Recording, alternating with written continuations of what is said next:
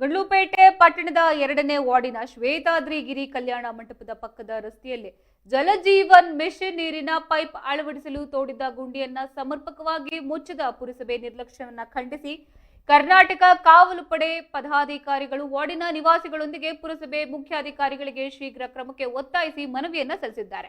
ಅರೆಬರೆ ಮುಚ್ಚಿದ ಗುಂಡಿಯಿಂದಾಗಿ ಇಡೀ ರಸ್ತೆ ಧೂಳಿನಿಂದ ಆವೃತವಾಗಿದೆ. ಇನ್ನು ಸ್ಥಳೀಯ ನಿವಾಸಿಗಳ ಹಾಗೂ ಮಕ್ಕಳ ಆರೋಗ್ಯದಲ್ಲಿ ಭಾರಿ ಏರುಪೇರಾಗಿದ್ದು, ಈ ಕುರಿತು ಮಾತನಾಡಿದ ಕಾವಲು ಪಡೆಯ ತಾಲೂಕು ಅಧ್ಯಕ್ಷ ಎ ಅಬ್ದುಲ್ ಮಾಲಿಕ್ ಅವರು, ಬೇಜವಾಬ್ದಾರಿ ಕಾಮಗಾರಿಯಿಂದ ಸಾರ್ವಜನಿಕರು ತೊಂದರೆಯನ್ನು ಅನುಭವಿಸ್ತಾ ಇದ್ದಾರೆ. ಇನ್ನು ರಸ್ತೆಯನ್ನ ತಕ್ಷಣವೇ ದುರಸ್ತಿಗೊಳಿಸಬೇಕು ಎಂದು ಕಟ್ಟುನಿಟ್ಟಾಗಿ ಒತ್ತಾಯಿಸಿದ್ದಾರೆ.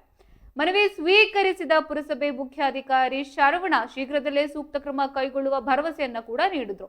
ಈ ಸಂದರ್ಭದಲ್ಲಿ ಕಾವಲು ಪಡೆಯ ತಾಲೂಕು ಗೌರವಾಧ್ಯಕ್ಷ ರಾಮೇಗೌಡ, ಕಾರ್ಯದರ್ಶಿ ಎಸ್ ಮುಬಾರಕ್, ಟೌನ್ ಸಂಚಾಲಕ ಮಿಮಿಕ್ರಿ ರಾಜು, ಜಾಹಿರ್ ಹುಸೇನ್, ಡ್ಯಾನ್ಸರ್ ಪವನ್ ಹಾಗೂ ಪುರಸಭೆ ಅಧಿಕಾರಿಗಳಾದ ಎಸ್ ಸುಷ್ಮಾ ಮೂರ್ತಿ ಸೇರಿದಂತೆ ವಾರ್ಡಿನ 100 ನಿವಾಸಿಗಳು ಉಪಸ್ಥಿತರಿದ್ದರು.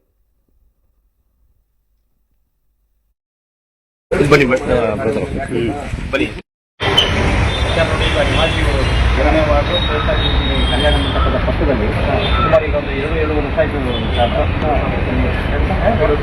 ವರ್ಷ ಆಯಿತು.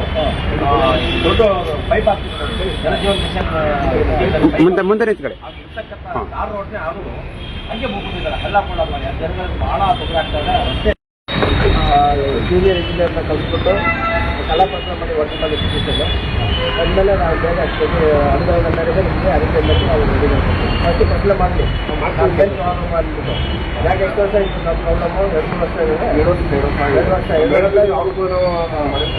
ವರ್ಷದಿಂದ ಇವಾಗ ಬಂದಿದ್ದೀವಿ. ಆಯಿತು, 2 ವರ್ಷ ಹೇಳಿದ್ರು ಆಗಿದೆ.